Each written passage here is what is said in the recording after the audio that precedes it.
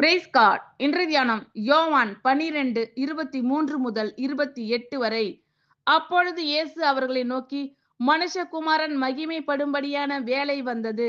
மெய்யாகவே மெய்யாகவே நான் உங்களுக்கு சொல்லுகிறேன், கோதுமை மணியானது நிலத்தில் விழுந்து சாகாவிட்டால் தனித்திருக்கும், செத்ததே ஆகில் மிகுந்த பலனை கொடுக்கும். தன் ஜீவனை சிநேகிக்கிறவன் அதை இழந்து போவான். இந்த உலகத்தில் தன் ஜீவனை வெறுக்கிறவனோ அதை நித்திய ஜீவகாலமாய் காத்து கொள்ளுவான். ஒருவன் எனக்கு ஊழியம் செய்கிறவன் ஆனால் என்னை பின்பற்ற கடவன். நான் எங்கே இருக்கிறேனோ அங்கே என் ஊழியக்காரனும் இருப்பான். ஒருவன் எனக்கு ஊழியம் செய்தால் அவனை பிதாவானவர் கனம் பண்ணுவார். இப்பொழுது என் ஆத்துமா கலங்குகிறது. நான் என்ன சொல்லுவேன்?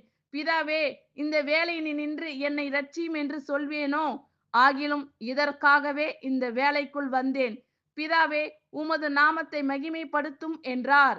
அப்பொழுது மகிமைப்படுத்தினேன், இன்னமும் மகிமைப்படுத்துவேன் என்கிற சத்தம் வானத்திலிருந்து உண்டாயிற்று. ஆமீன். Thank you Lord.